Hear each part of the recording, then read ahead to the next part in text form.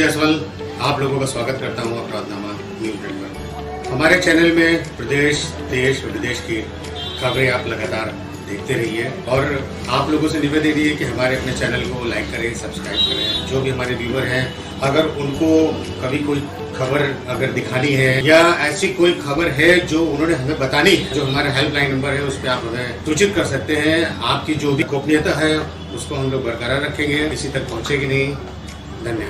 पूरे प्रदेश को इस बारे में आश्वस्त करना चाहूंगा, प्रदेश के अंदर किसी भी मुस्लिम पर्व और त्योहार के दौरान, किसी भी अन्य मत और मजहब से जुड़े हुए किसी भी पर्व और त्योहार के दौरान कहीं कोई समस्या नहीं खड़ी होती, तो फिर हिंदू पर्व और त्योहार के दौरान कोई समस्या खड़ी करेगा तो सरकार उसको सख्ती से निपटने का काम भी करेगी, उतनी ही सख्ती से निपटने का काम भी करेगी। दूसरा, माननीय न्यायालय के द्वारा दिए गए आदेश का पालन करना एक प्रशासन का दायित्व है।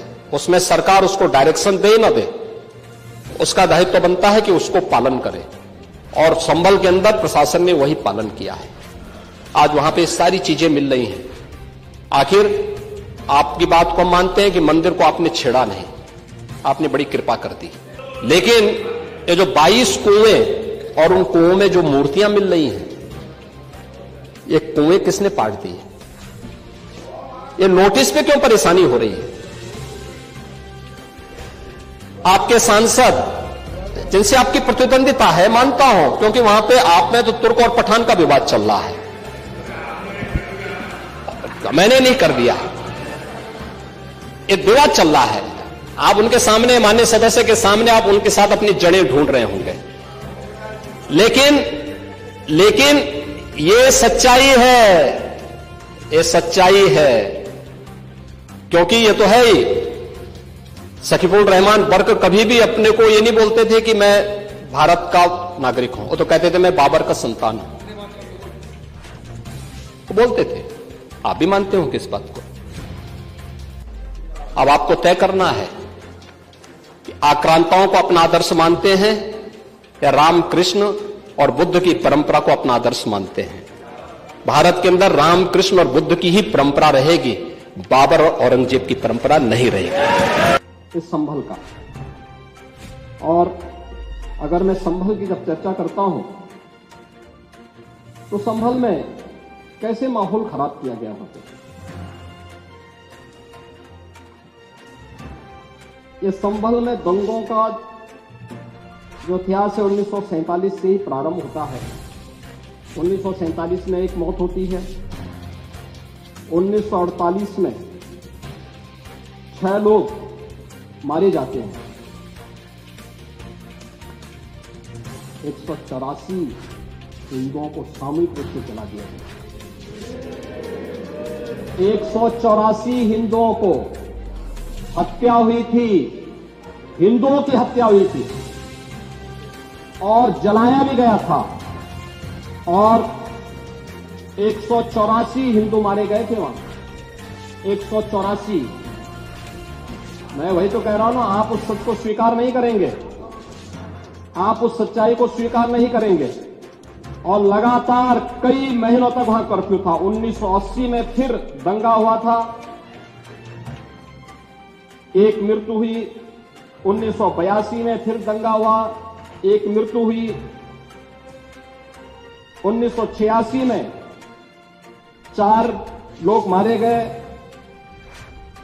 और 1990 फिर 1992 में 5 मौतें हुई, 1996 में 2 मौतें हुई। ये लगातार ये सिलसिला चलता रहा। 1947 से लेकर के अब तक 209 हिंदुओं की निर्मम हत्या वहां हुई है संभल के अंदर। 209 हिंदुओं की, और एक भी बार किसी ने उन निर्दोष हिंदुओं के लिए कभी 2 शब्द नहीं कहे, उनके प्रति, उन परिवारों के प्रति संवेदना के शब्द नहीं कहे। महोदय, जो आप घड़ियाली आंसू बहा रहे हैं, ये लोग कभी भी उन निर्दोष हिंदुओं के बारे में कभी 2 शब्द नहीं कहे।